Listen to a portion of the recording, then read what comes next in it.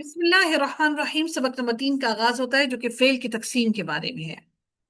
Basically ہم دیکھتے ہیں کہ فعل کوئی بھی ہوتے ہیں وہ وہ ویسے تو بیسکلی ہم دیکھتے ہیں کہ ایک ماضی ہے، حال اور مستقبل ہے، لیکن انہی افعال کے اندر ہم کبھی کبھار حکم بھی دیتے ہیں۔ تو اس لیے اگر ہم ان کو شروعات میں اگر ہم فعل کو ڈیوائڈ کریں تو فعل ماضی، مضارع اور امر، یعنی کہ جس میں حکم بھی دیا جا رہا ہے، یعنی کہ کام 3 طرح کے ہوتے ہیں۔ ماضی تو ہم جانتے ہیں کہ جو گزرا ہوا زمانہ ہے، جو پچھلے وقت میں جو ٹائم گزر گیا اس پر جب وہ کام ہوتا ہے تو اس کو فعل ماضی کہا جاتا ہے۔ مضارع وہ ہے جس کے اندر حال اور مستقبل دونوں آ جاتے ہیں۔ اور امر جو ہے وہ چونکہ مضارع سے ہی بنتا ہے اور آئندہ ہونے والے زمانے میں ہوتا ہے، اور مضارع کے اندر چونکہ دونوں آتے ہیں، حال بھی موجود ہوتا ہے، مستقبل بھی موجود ہوتا ہے، اس لیے مستقبل ہم مضارع سے نکالتے ہیں، اسی لیے امر بھی در حقیقت مضارع سے ہی بنتا ہے۔ ٹھیک ہے، سب سے پہلے ہم فعل ماضی کو دیکھتے ہیں۔ وہ فعل ہے جو کسی کام کے گزشتہ زمانے، یعنی کہ جو گزر چکا، گزشتہ جو گزر چکا پہلے زمانے میں واقع ہونے پر دلالت کرے۔ دلالت کرے سے مراد کیا ہے کہ وہ پہلے زمانے میں ہوا ہو، یعنی وہ پہلے زمانے میں وہ جو کام ہے، وہ جو فعل ہے، وہ پہلے پرانے زمانے میں ہو چکا ہو۔ ٹھیک ہے، دلالت کا کیا مطلب ہوتا ہے؟ دلالت کا معنی ہوتا ہے در حقیقت رہنمائی کرنا۔ دلالت کا مطلب کیا ہوتا ہے؟ کسی کو گائیڈ کرنا، کسی چیز کی طرف اشارہ کرنا، کسی چیز کی طرف رہنمائی کرنا۔ دلالت کا مطلب کیا ہوتا ہے جی؟ کسی چیز کی طرف رہنمائی کرنا، کسی چیز کی رہنمائی طرف کرنا۔ اشارہ کرنا۔ ٹھیک ہے، رہنمائی کرنا، اس کا مطلب ہوتا ہے دلالت کرنا۔ وہ فعل ہے فعل ماضی جو کسی کام کے گزشتہ زمانے میں واقع ہونے پر دلالت کرے، یعنی گزشتہ زمانے کی طرف اشارہ کرے۔ یہ بات سمجھیے آپ لوگ کہ یعنی یہ کیا ہے؟ دلالت کیا ہے کہ وہ اس کی کیفیت، اس کا کام کرنے کا جو وہ ساری چیزیں جو ہیں وہ آپ کو بتائے کہ اس کی طرف اشارہ کر رہا ہو کہ یہ گزشتہ زمانے میں ہوا ہے۔ اس کو کیا کہا جاتا ہے؟ اس کو فعل ماضی کہا جاتا ہے۔ اور فعل مضارع جیسے فار ایگزامپل جیسے کتبہ، اس نے لکھا، اکلا، اس نے کھایا۔ اس کو پہچاننے کا ایک اور طریقہ بھی یہ بھی ہے کہ ان پر آپ دیکھیں گے کہ جو فعل ماضی ہے اس کے واحد کے صیغے پر آسانی یہ ہوتی ہے کہ واحد کے صیغے پر فعل ماضی پر زبر ہوتی ہے، جبکہ مضارع کے واحد کے صیغے پر پیش آتی ہے۔ ٹھیک ہے، آپ مذکر کا دیکھ رہے ہیں نا کہ زبر ہے اور اس کے اندر کیا آتا ہے؟ پیش آتی ہے۔ ٹھیک ہے، اور کتبہ اور اسی طرح سے اکلا۔ ٹھیک ہے، اچھا اس کے بعد دیکھتے ہیں کہ فعل مضارع کیا ہوتا ہے۔ وہ فعل ہے جو کسی کام کا زمانہ حال، یعنی کہ جو ٹائم گزر رہا ہے، یا مستقبل جو آنے والا ٹائم ہے میں واقع ہونا بتائے۔ واقع سے مراد کیا ہے؟ واقع سے مراد کیا ہوگی؟ کوئی بتائے گا؟ واقع یعنی وہ کام جو ہے وہ ابھی وقوع پذیر ہونا ہے۔ واقع سے مراد کیا ہے؟ کہ وہ کام یہ واقعہ نہیں ہے، یہ واقع ہے۔ یہ در حقیقت جو واقع کا لفظ ہے نا، یہ عربی زبان کا اسم الفاعل ہے، واقع، جس کے معنی ہوتے ہیں پیش آنا، اس کی حقیقت اور سچائی۔ یہ بات سمجھے آپ لوگ؟ واقع جو لفظ ہے یہ اسم الفاعل ہے۔ یہ بات سمجھے آپ لوگ؟ یہ عربی زبان کا اردو میں بھی جو ہم استعمال کرتے ہیں نا یہ لفظ واقع، یہ کسی بھی چیز کو حق ہو جانا، اس کو ثابت کر دینا، حقیقت میں تبدیل کر دینا، حقیقت ہونا، واقع ہو جانا، حقیقت میں بدل جانا، اس کو واقع کہا جاتا ہے۔ واقع کا لفظ عربی زبان میں اسم الفاعل ہے۔ ان پوائنٹس کو پلیز لکھ لیجئے گا، یہ آپ کو کام آئیں گے انشاءاللہ۔ ٹھیک ہے، آپ بیشک اپنی کتاب کے اوپر یہ چیزیں لکھ لیں۔ فعل مضارع وہ فعل ہے جو کسی کام کا زمانہ حال یا مستقبل میں واقع ہونا بتائے۔ یہاں پر کیا لفظ استعمال کیا گیا تھا؟ دلالت کا لفظ استعمال کیا تھا، یعنی کہ دلالت کرے، یعنی کہ وہ اس کی طرف اشارہ کرے کہ وہ پرانے وقت میں ہو چکا، پرانے وقت میں ہوا تھا، ٹائم گزر چکا، یعنی کہ اب کیونکہ وہ اب ہے نہیں، اب وہ کام ہونا نہیں ہے، ہو چکا ہے وہ کام، وہ ٹائم گزر چکا ہے، اس لیے وہ اس ٹائم کی طرف آپ اشارہ ہی کر سکتے ہیں، بتا سکتے ہیں، اس کی طرف بیان کر سکتے ہیں۔ لیکن جو وہ کام حال اور مستقبل میں ہونا ہے وہ بھی وقوع پذیر ہونا ہے۔ حال میں ہو رہا ہے یا پھر واقع ہو رہا ہے وہ کام، یا پھر ابھی ہونا ہے۔ جیسے وہ لکھتا ہے، ابھی وہ کام واقع ہو رہا ہے یا پھر ابھی ہونا ہے، یا ابھی اس کام میں کنٹینیوٹی ہے یا یہ ابھی ہوگا۔ ٹھیک ہے، وہ فعل مضارع میں آتا ہے۔ وہ فعل ہے جو کسی کام کا زمانہ حال یا مستقبل میں واقع ہونا بتائے۔ یہ بات سمجھے آپ لوگ؟ جیسے یکتبو وہ لکھتا ہے یا وہ لکھے گا، یہ ہو گیا فعل مضارع۔ فعل امر کیا ہوتا ہے؟ وہ فعل ہے جس کے ذریعے سے آئندہ زمانے میں کسی کام کے کرنے کا مطالبہ کیا جائے، یعنی طلب ہے آپ کے اندر۔ دیکھ رہے ہیں آپ لوگ کہ ان تینوں کی ڈیفینیشن کے اندر کیا چیز تبدیلی لا رہی ہے؟ دلالت ہے، یہاں پر وقوع ہونا ہے، واقع، اور یہاں پر کیا ہے؟ مطالبہ پایا جائے۔ یہ بات سمجھیے آپ لوگ، ان کی ڈیفینیشنز کے اندر تبدیلی ہے۔ کیا؟ ماضی کے اندر دلالت پائی جاتی ہے، اور مضارع کے اندر واقع ہونا پایا جاتا ہے، اور فعل امر کے اندر مطالبہ پایا جاتا ہے۔ یعنی کہ آپ مطالبہ کر رہے ہیں کسی کو یہ کام کرنے کے لیے۔ فعل امر وہ فعل ہے جس کے ذریعے سے آئندہ زمانے میں، کیونکہ کام ہمیشہ امر، آپ حکم آنے والے وقت میں دیتے ہیں۔ کوئی کام کرنے کا آپ کسی کو حکم دے رہے ہوتے ہیں کہ آنے والے وقت میں وہ کام اس نے کرنا ہے۔ آپ مطالبہ کر رہے ہیں کہ تم نے یہ کام تب کرنا ہے، آنے والے وقت میں، وہ فعل ہے، اس میں مطالبہ پایا جاتا ہے۔ جیسے اکتب، تو ایک مرد لکھ۔ یہ بات سمجھے آپ لوگ؟ ہم یس میم. جی میم۔ آگے دیکھتے ہیں جی۔ اب فعل تو ہم نے دیکھ لیے تین طرح کے، فعل ماضی، فعل مضارع اور فعل امر، یہ ہم نے تین طرح کے دیکھ لیے۔ لیکن اب وہ جو فعل ہیں، ظاہری بات ہے فعل کو کرنے کے لیے کسی بھی فاعل کی ضرورت ہوتی ہے، ایسے ہی ہے نا؟ فعل کسی فاعل کے بغیر تو ممکن نہیں ہوتا۔ اس کو کام کرنے کے لیے کسی نہ کسی انسان کی یا کسی بھی چیز کی ایسی ضرورت ہوتی ہے جو اس فعل کو سر انجام دے گا، اس کے بغیر تو فعل ممکن ہی نہیں ہے۔ تو ہم اب دیکھتے ہیں کہ وہ فعل کس طرح کے ہیں۔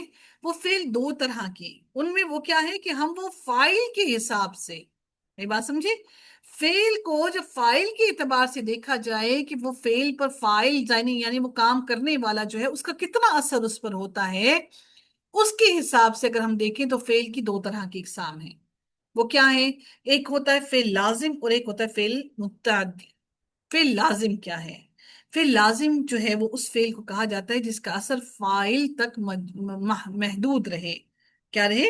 فاعل تک محدود رہے، ٹھیک ہے؟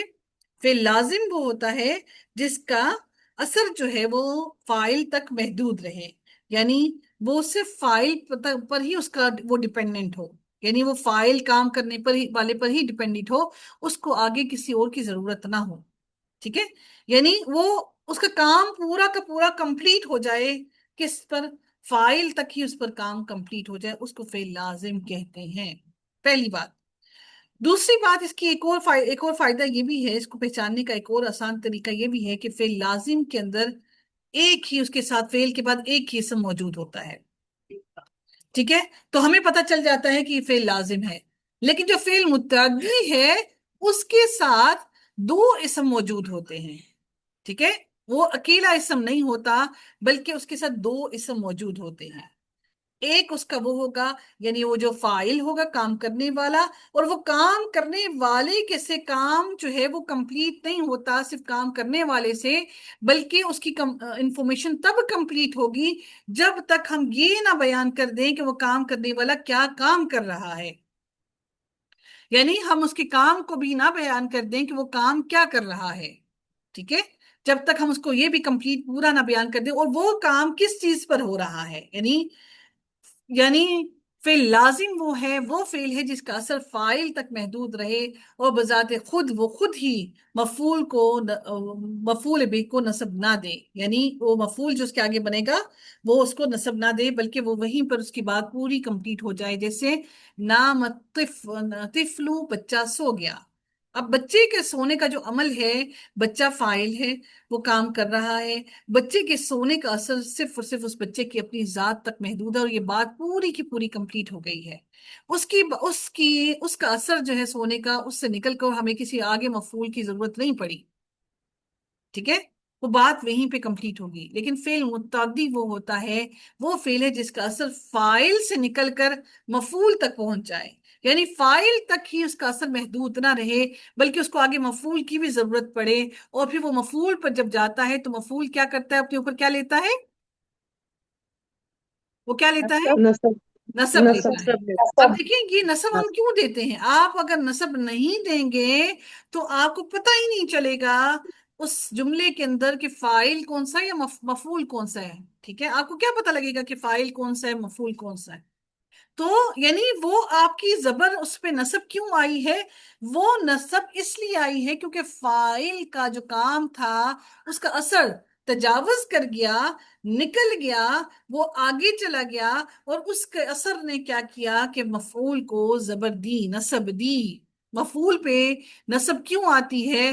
جب کہ فاعل کا اثر فاعل سے نکل کر مفعول تک چلا جاتا ہے، تو اس کا اثر جب مفعول پر پہنچتا ہے تو مفعول زبر لے لیتا ہے۔ فعل لازم وہ ہے جس کا اثر صرف اور صرف فاعل تک محدود رہتا ہے، اور فعل متعدی وہ ہے وہ فعل جس کا اثر فاعل سے نکل کر مفعول تک پہنچ جائے، اور پھر وہ مفعول کو نصب بھی دے دے، تو وہ آپ کا فعل متعدی ہو جاتا ہے، جسے قرأ خالد الکتاب، کیا ہوا؟ خالد نے کتاب پڑھی۔ اب اگر آپ کہتے قرأ خالد، خالد نے پڑھا، کیا پڑھا ہمیں نہیں پتا، یعنی خالد نے کچھ پڑھا، اور وہ کیا پڑھا ہمیں وہ چیز ایکسپلین کرنے کی ضرورت ہے، ٹھیک ہے؟ تو قرأ خالد الکتاب، خالد الکتاب، خالد نے کتاب پڑھی، اس کو کہا جاتا ہے فعل لازم اور فعل متعدی۔ یہ فاعل کے اعتبار سے ہم نے اس کو دیکھا کہ فاعل کے اعتبار سے ہم جب اس کی ڈویژن دیکھتے ہیں تو وہ دو طرح کی، ایک فعل لازم اور فعل متعدی ہو گیا۔ اب آگے دیکھتے ہیں فعل معروف اور فعل مجہول کے بارے میں، دیکھتے ہیں وہ کیا ہے۔ فعل معروف وہ فعل ہے جس کا فاعل موجود ہو، مذکور کا مطلب کیا ہے؟ ذکر کیا ہو۔ مذکور کا مطلب کیا ہے؟ جس کے فاعل کا ذکر کیا گیا ہو۔ فعل معروف وہ ہوتا ہے جس میں فاعل مذکور ہو، یعنی اس کا ذکر کیا گیا ہو، اور اس کی نسبت اپنے فاعل ہی کی طرف ہو، یعنی اس کی نسبت کیا ہو؟ اپنے فاعل ہی کی طرف ہو۔ اس کو کیا کہا جاتا ہے؟ فعل معروف کہا جاتا ہے، یعنی اس کی نسبت اپنے کس کی طرف ہو؟ اس کی نسبت اپنے فاعل ہی کی طرف ہو، جیسے خلق اللہ، اللہ تعالی نے پیدا کیا، یعنی فعل جو ہے وہ لوٹ کر کس کی طرف جا رہا ہے؟ اپنے فاعل کی طرف جا رہا ہے، کہ فاعل نے یہ کام کیا۔ خلق اللہ، اس کی نسبت لوٹ کر کس کی طرف جا رہی ہے؟ اپنے فاعل کی طرف جا رہی ہے۔ خلق اللہ، اللہ تعالیٰ نے پیدا کیا۔ لیکن فعل مجہول وہ فعل ہے جس کی نسبت عموماً مفعول بھی کی طرف ہو، اور اس کا فاعل ذکر نہ ہو، یعنی اس کی نسبت کس کی طرف جا رہی ہے؟ اس میں اس کی نسبت مفعول کی طرف جا رہی ہوتی ہے، فاعل کی طرف نہیں جا رہی۔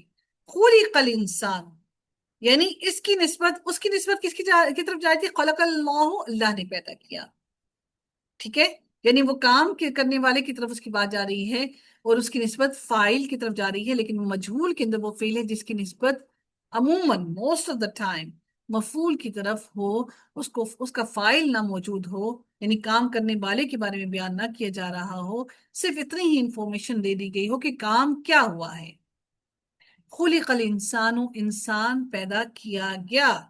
خلق الانسان، انسان پیدا کیا گیا، اس کو فعل مجہول کہا جاتا ہے۔ اور فعل مجہول کو بنانے کے طریقے ہم نے پڑھے، وہ کیا طریقے ہیں وہ ہم انشاءاللہ آگے مزید پھر سے سیکھیں گے۔ پھر اس کے بعد فعل کو دیکھتے ہیں، فعل منفی اور فعل مثبت اور فعل منفی کو دیکھتے ہیں۔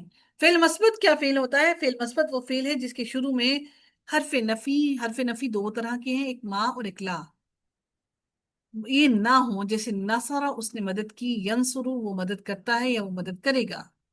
فعل منفی وہ فعل ہے جس سے پہلے حرف نفی ہو، جیسے ما کتبا، اس نے نہیں لکھا، لا یکتبو، وہ نہیں لکھتا، یعنی جس میں نفی کی گئی ہو، کام کو نہ کرنے کے بارے میں کہا گیا کہ یہ کام نہیں ہوا، اس کو فعل منفی کہا جاتا ہے۔ اب نفی اور مثبت کے اعتبار سے بھی فعل دو طرح کے ہوتے ہیں، ٹھیک ہے؟ ہم نے فعل کے بارے میں سب سے پہلے فعل کی حالتیں پڑھی، وہ کیا تھی؟ سب سے پہلے ہم نے دیکھا کہ فعل ماضی، مضارع اور امر تھا۔ اس کے بعد ہم نے اس کو فاعل کے اعتبار سے ہم نے دیکھا کہ یعنی کہ فاعل کا اثر کہاں تک محدود ہوتا ہے، فاعل کے اثر کے بارے میں پڑھا۔ جو فاعل کا اثر کے بارے میں ہم جو پڑھتے ہیں وہ فعل لازم اور متعدی ہوتا ہے۔ ان کو پڑھنے کی کیا ضرورت ہوتی ہے کہ جب ہم ثلاثی مجرد سے ثلاثی مزید کے اندر ہم لے کر جاتے ہیں، تو وہ کبھی وہ لازم ہوتا ہے، اور پھر وہ جب ہم لوگ اس کو لازم سے ہم لوگ اس کو جب ثلاثی مزید میں لے جاتے ہیں تو وہ متعدی ہو جاتے ہیں، یعنی اس کو کام کرنے کے لیے اس کو آگے اس کا اثر جو ہے قبول کرنے کے لیے آگے مفعول کی ضرورت ہوتی ہے. تو اس لیے ان فعل لازم اور متعدی کا معلوم ہونا ضروری ہے تاکہ ہمیں پتہ چلے کہ کون سا فعل جب ثلاثی مزید میں مجدد میں ہوتا ہے تو ثلاثی مجدد سے جب وہ جاتا ہے آپ کا ثلاثی مزید کے اندر تو وہ لازم سے متعدی میں بدل جاتا ہے. ٹھیک ہے. یہ فرق ہوتا ہے فعل کو دوسرے ابواب میں لے جانے کا. اس کے بعد ہم نے دیکھا فعل کو کہ فعل کے اندر کس کے اندر کس کا اثر فعل کا اثر جو ہے وہ صرف اور صرف وہ فاعل کی طرف اس کی نسبت جا رہی ہوتی ہے، اور اگر کچھ فعل ایسے ہوتے ہیں جن کی نسبت جو ہے وہ مفعول کی طرف جا رہی ہوتی ہے، یعنی کہ وہ کام جس پر ہو رہا ہوتا ہے اس کو بیان کیا جاتا ہے. اس اعتبار سے جب ہم دیکھتے ہیں تو فعل معروف ہوتا ہے اور ایک فعل مجہول ہوتا ہے. اسی طرح سے ایک اور ہم نے دیکھا وہ کیا تیسری قسم ہم نے دیکھی فعل مثبت اور منفی، یعنی کہ انکار اور ہاں میں جو ہوتے ہیں مثبت انداز میں، اور ایک منفی انداز میں جو ہوتے ہیں، وہ بھی دو طرح کے، ایک فعل مثبت اور ایک فعل منفی ہے. ماں اور لا جس کے ساتھ آتا ہے منفی، اور جس کے ساتھ ماں اور لا نہیں آتا پھر وہ فعل نہیں آتا وہ مثبت ہے، اور جن کے ساتھ آتا ہے وہ فعل منفی ہے. ٹھیک ہے جی. کوشش کیجیے گا کہ آپ اس ایکسرسائز کو کر لیں، اور اگر کر لیں تو آپ لوگوں کے لیے فائدہ مند ہے، اگر نہیں بھی کریں گے تو اس میں آپ کا اپنا ہی نقصان ہے. انشاءاللہ کل ہم فعل ماضی کریں گے، اور امید ہے کہ انشاءاللہ اس کی گردان کرنے کے بعد ہم اس کی پہچان کو بھی دیکھنے کے بعد فعل ماضی اور اگلا ہم انشاءاللہ سبق کمپلیٹ کریں گے. جزاکم اللہ خیرا کثیرا واحسن مسافر دارین. السلام علیکم ورحمۃ اللہ وبرکاتہ.